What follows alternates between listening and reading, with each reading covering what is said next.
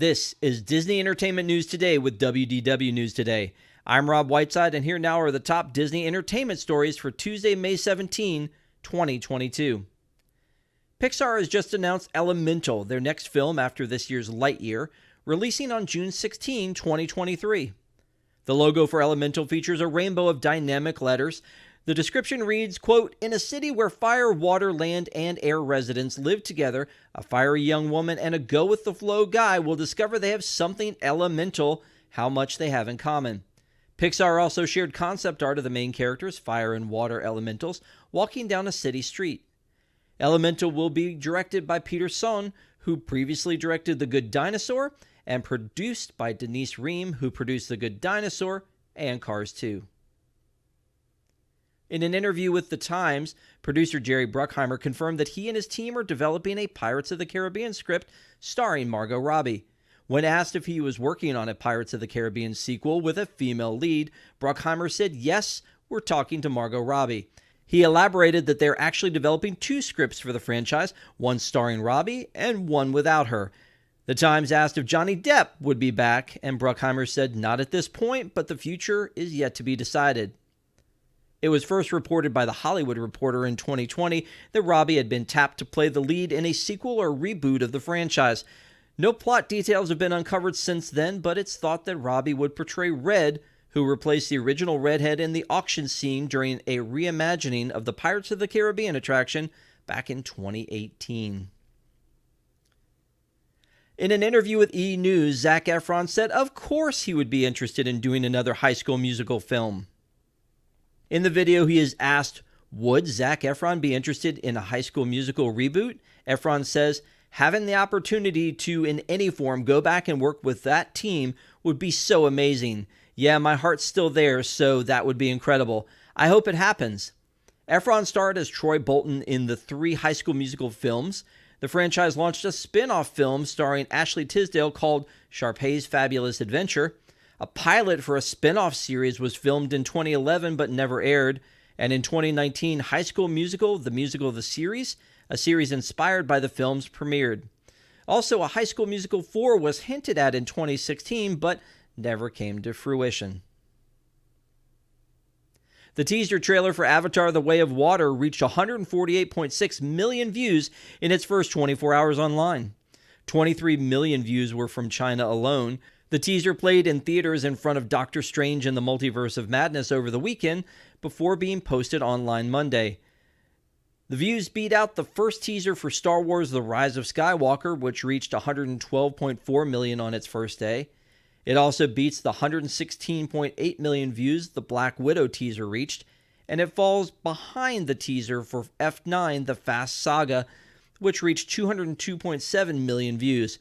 Avatar: The Way of Water will be released in theaters on December 16th, 2022.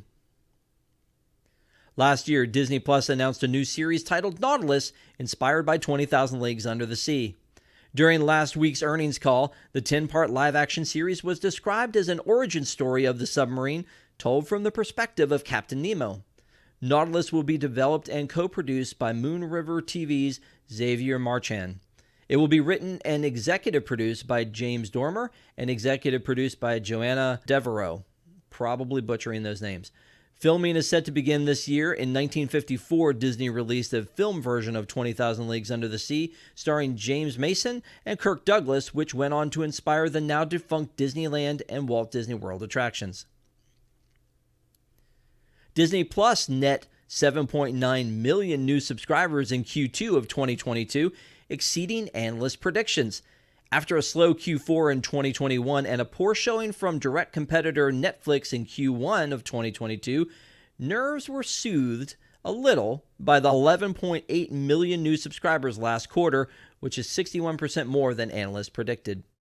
As we learned from the Q2 earnings report last week, things have continued to grow, and in Q2, Disney Plus gained more than 3.5 million new subscribers over the common prediction of 4.5 million. During Q2, Turning Red, The Proud Family Louder and Prouder, West Side Story, and more premiered, while views of Encanto continued to stack up.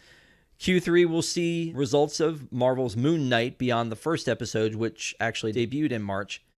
the highly anticipated Star Wars series Obi-Wan Kenobi, and so much more.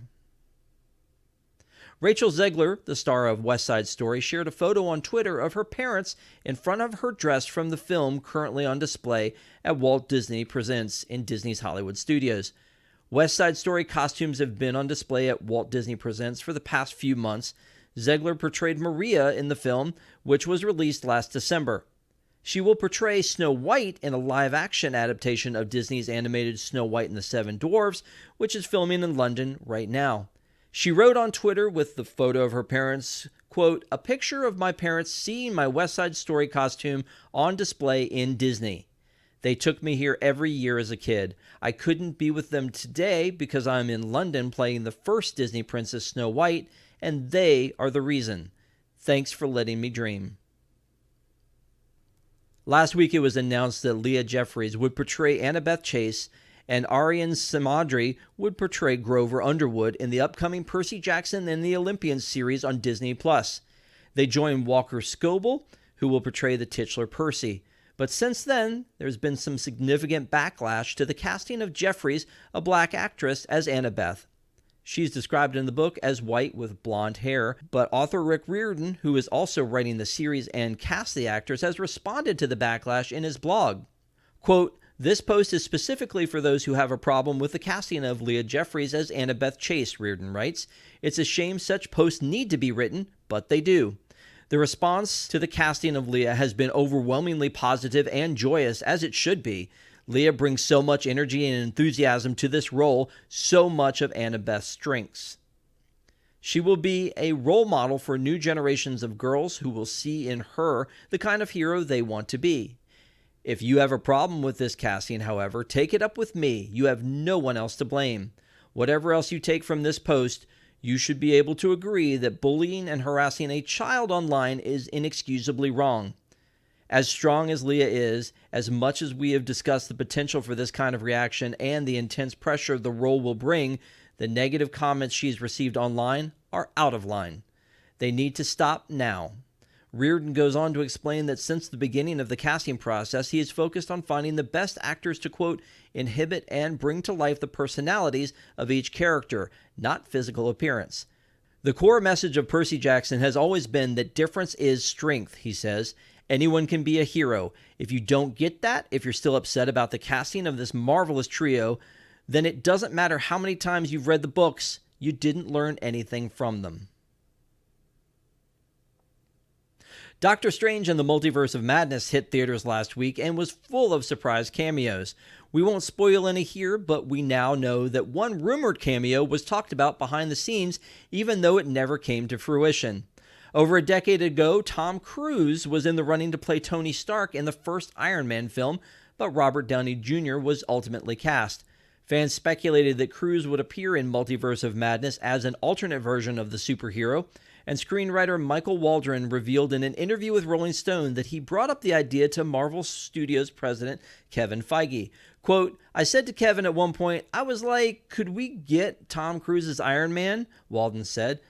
"I remember reading about that in Ain't It Cool News back in the day, that Tom Cruise was going to be Iron Man." Walden clarified that, quote, "There's no cut footage of Tom Cruise. As far as he knows, nobody ever reached out to Tom Cruise about the role because, quote, I just don't think it was ever an option because of availability." Cruise was busy filming the next two Mission Impossible films at the time. Then a few days later, it turns out another famous actor was also closer to appearing in the crossover event, Daniel Craig. What do you think about all that? Let us know in the comments, but please keep it spoiler-free. For the absolute latest in Disney entertainment news, head on over to WDWNT.com and follow us on all of your favorite social media platforms. If you're enjoying the show, and we hope you are, be sure to like this video, subscribe to Unplanned Downtime on YouTube for more great content, and click that bell for notifications, and hit the select all notifications so you never miss an episode of the show. Also, if you enjoy Disney movies and TV shows, don't forget to join us for our weekly review show, Deep in the Plus. We do that live every Wednesday night at 9 p.m. Eastern, and you can find previous episodes available on demand right here on Unplanned Downtime. For the worldwide leader in Disney Parks news and entertainment, this is Rob Whiteside saying, don't have a good day, have a great day, and we'll see you next time.